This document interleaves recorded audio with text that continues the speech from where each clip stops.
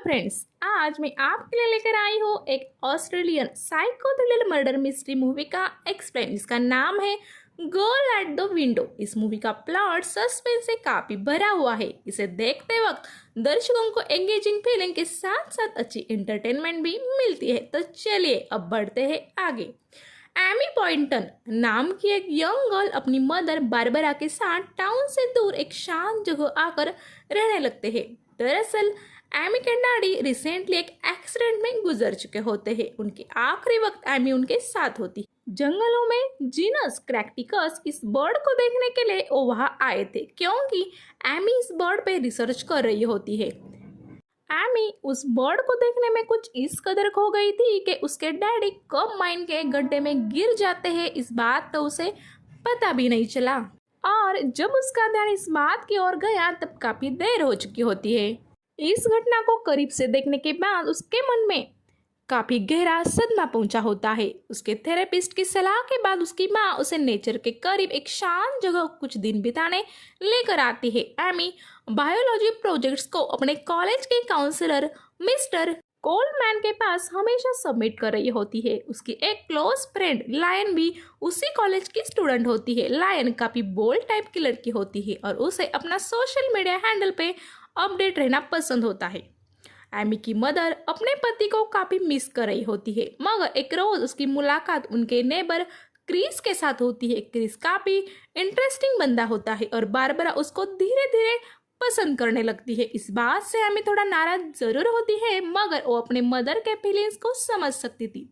अपने प्रोजेक्ट पर late night काम करना उसकी आदत थी। एक रोज रात को 2 बजे उसे अपना पड़ोसी क्रिस कार से कहीं जा रहा है ये दिखता है। वो अपनी कार के सारे लाइट्स बंद भी रखता है। ये बात एमी को जरा अजीब भी लगी। इसके बाद करीब 4 बजे वो लौट आता है और उसके स्टॉक यार्ड में वो कुछ लेकर जाता है और तभी किसी औरत के चीखने की आवाज भी आती है। इस बात को अपने घर के विंडो से देखकर एमी ये सब अपने पर्सनल डायरी में लिखती है। इसी बीच हमें दिखाई देता है कि एमी के ही कॉलेज की एक स्टूडेंट जो अपने बॉयफ्रेंड संग जंगल में मजे कर रही थी, तभी वहां कोई आकर उसके बॉयफ्रेंड को गोली मार देता है और उस लड़की को नेक्ड हालात में ही कार से घसीट कर कहीं ले जाता है। एक घटना अगले दिन तब खबरों में आती है, जब एक आदमी मॉर्निंग वॉक करने उस एरिया में जाता है और ये देखकर पुलिस को इन्फॉर्म करता है। कुछ स्टूडेंट से बात कंफर्म होती है कि वो लड़की सुजान मिलर होती है, और क्योंकि उसने बताया था कि वो अपने बॉयफ्रेंड संग वहां आज जाने वाली थी। पुलिस सुजान को ढूंढने के लिए हर प्रयास कर रही होती है और नागरिकों से अपील भी करती है कि अगर किसी को कुछ पता हो तो हमें जरूर इन्फॉर्म करे। न्यूज में एक खबर देख रही एमी को बारबरा बताती है कि वो आज रात क्रिस के साथ मूवी डेट पर जाने वाली है। एमी कॉलेज में भी इस बात को अपनी दोस्त लियान संग डिस्कस करती है, लेकिन वो तो सिर्फ इस बात का बतंगड़ बनाकर सोशल मीडिया पर अपने फॉलोअर्स को इंटरटेन करना चाहती है। तब उसे एमी बताती है कि कल रात मेरे पड़ोसी क्रिस के घर कुछ मूवमेंट हो रही थी और एक लड़की के चीखने की आवाज भी आई। वो तो अकेला ही रहता है, फिर आवाज किसका हो सकता है? मुझे तो वो ही अपने शहर का क्लॉकवर्क सीरियल किलर लग रहा है।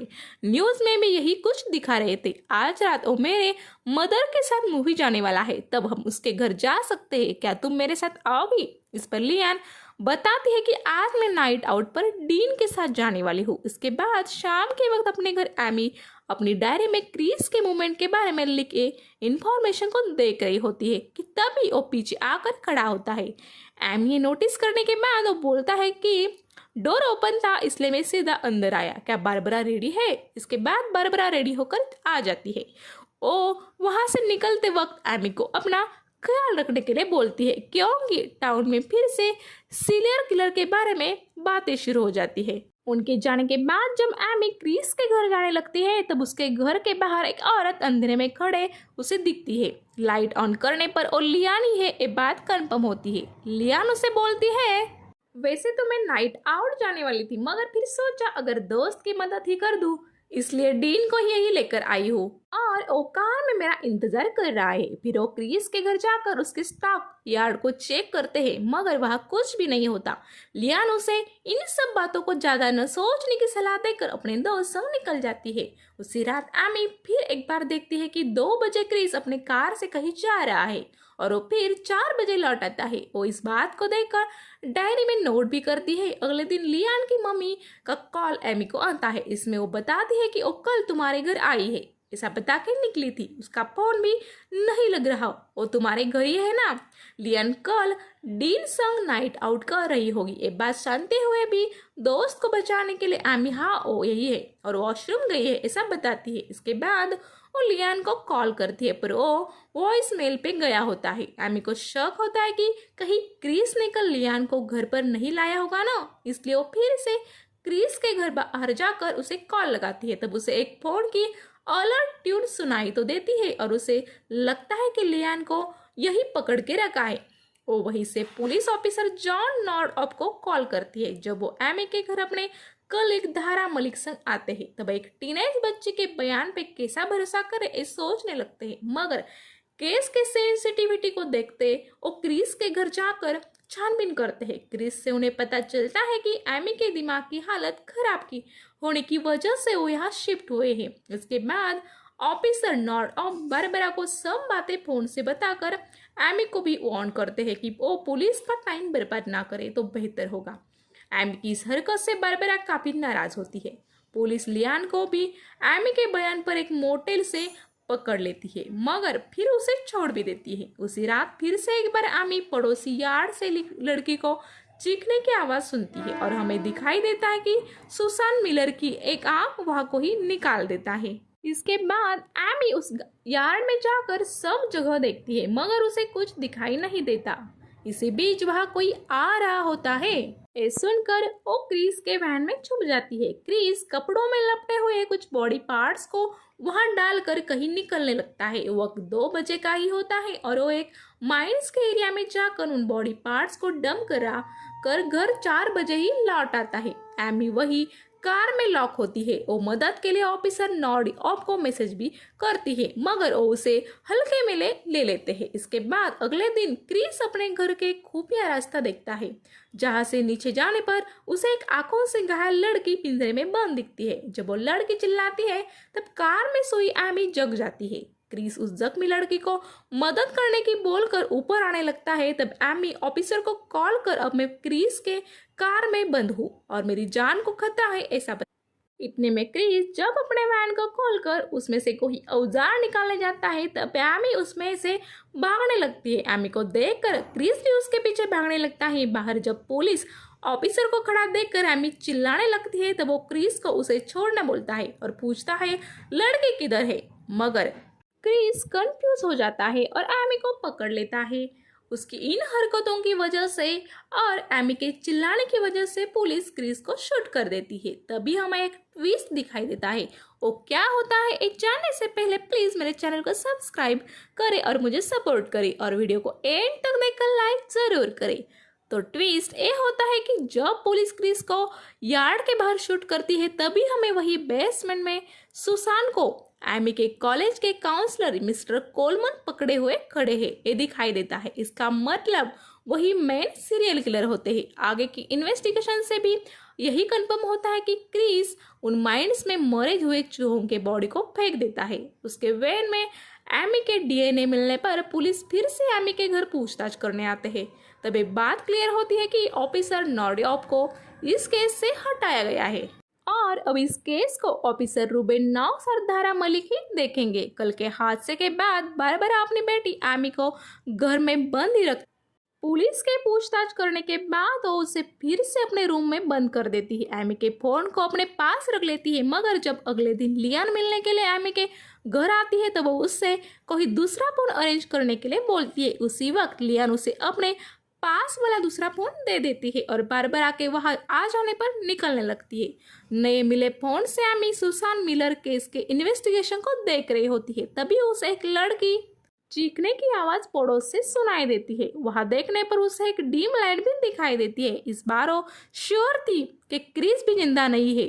फिर भी लड़के की आवाज़ आ रही है, इसका मतलब ज़रूर कुछ गड़बड़ है। और तुरंत ऑफिसर नॉर्डॉप को कॉल करती है, मगर अब मैं इस केस से जुड़ा नहीं हूँ और तुम्हारी कोई मदद नहीं कर सकता, ऐसा बताते हैं। इसके बाद एमी अपनी दोस्त लियान को कॉल कर वहाँ जाने बताती है, क्योंकि वो तो अपने रूम में लॉक होती है। लियान अपने बॉयफ्रेंड डीन संग वहाँ जाती है। उसे लाइट तो शुरू दिखती है। वो यार्ड के दरवाजे का एक कोना तोड़ कर अंदर जाते हैं। उन्हें बेसमेंट में जाने का कोई रास्ता तो नहीं दिखता, पर वो वहाँ से एमी को वीडियो कॉल करते हैं। इतने में एमी कॉल में दिखती है कि वहाँ से अभी कोई भागा है और लियान को अलर्ट रहने के लिए बोलती है और खुद वहाँ खिड़की से कूद कर जाने की कोशिश करने लगती है, जो फेल हो जाती है। उधर मिस्टर कोलमैन लियान के सिर पर मारकर उसे बेहोश कर देते हैं और डीन को वहाँ पड़े एक फावड़े से मार देते हैं। इसके बाद वो लियान के फोन से एमी के मोबाइल पर मैसेज करते हैं कि मैं यार्ड में फंस गई हूँ, प्लीज यहाँ आ जाओ, क्योंकि उनको नहीं पता था कि एमी का फोन उसके मदर के पास है।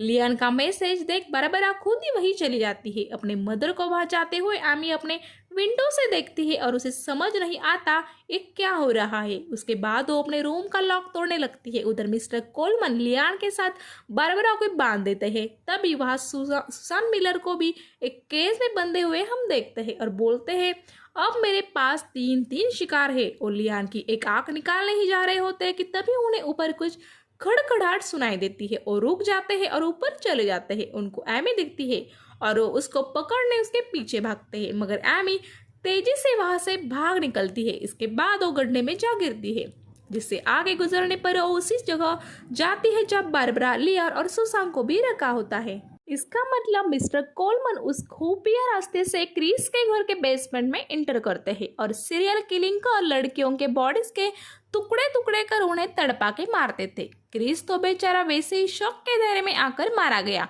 उन तीनों को देखकर एमी उन्हें छुड़ाने की कोशिश कर ही रही होती है कि तभी कोलमन पीछे से आकर एमी को आवाज देता है। वो बोलते हैं कि आखिर में तुम्हें मेरा खूनी खेल का पूरा सच पता ही चल गया। वो उसे ये भी बताते हैं कि प्रोजेक्ट के दरमियान मैंने तुम्हें एक बार ये भी बताया था कि जीनस क्रैक्टिकस जैसे जीन वाले कोई इंसान भी हो सकते हैं, जो उस बर्ड की तरह इंसान के शरीर को नोच नोच कर उसे खाते हैं। फिर वो बोलता है, अब यहाँ कोई नहीं आएगा, मैं तुम तीनों के बॉडी पार्ट धीरे धीरे से खाऊंगा और अपने आप को शांत करूंगा। एमी उनको पूछती है, आप ऐसे क्यों हो? तो वो बताते हैं कि बचपन से कोई मुझे पसंद नहीं करता था। तुम्हारे पिताजी भी, जो एक टीचर थे, मुझसे हमेशा नफरत करते थे क्योंकि मैं शांत टाइप का स्टूडेंट था। फिर वो एमी की आंख पे हमला करने जाते हैं, तब उनके नीचे पेड़ से मार कर वो भागने लगती है। ऊपर गैरेज में तो आ जाती है, मगर वहां से बाहर आने का रास्ता लकड़ी से बंद किया होता है। तभी एमी को डीन की डेड बॉडी बाहर दिखाई देती है। इतने में उसे कोलमन पीछे से आते हुए महसूस होता है और ऐसी मोमेंट पर वहां से साइड हो जाती है और वो लकड़ी का टुकड़ा उनके सीने में घुस जाता है और वो मरकर एमी के ऊपर ही जाकर गिरते हैं। इसके बाद एमी भी बेहोश होती है और जब उसकी आँख खुलती है तब वहाँ ऑफिसर नॉर्डॉप आ जाते हैं। वो बताते हैं कि तुम्हारे फोन के बाद मेरे मन में बेचैनी सी थी। मैंने तुम्हारी डायरी की नोटिस भी देखी, उनमें मुझे कुछ तो सच्चाई लगी, इसलिए मैं यहाँ आया हूँ और मैं खुश हूँ कि मैं तुम सबको बचा पाया। इसके बाद पुलिस और मेडिकल टीम भी वहाँ आ जाते हैं और सुसान मिलर, लियान और बारबरा को भी बचा लेते हैं। कोलमन ही क्लॉकवर्क सीरियल किलर था, ये बात भी उसके मोबाइल लोकेशन से पुलिस कंफर्म कर लेती है, क्योंकि हर वारदात के वक्त वो वही होता है।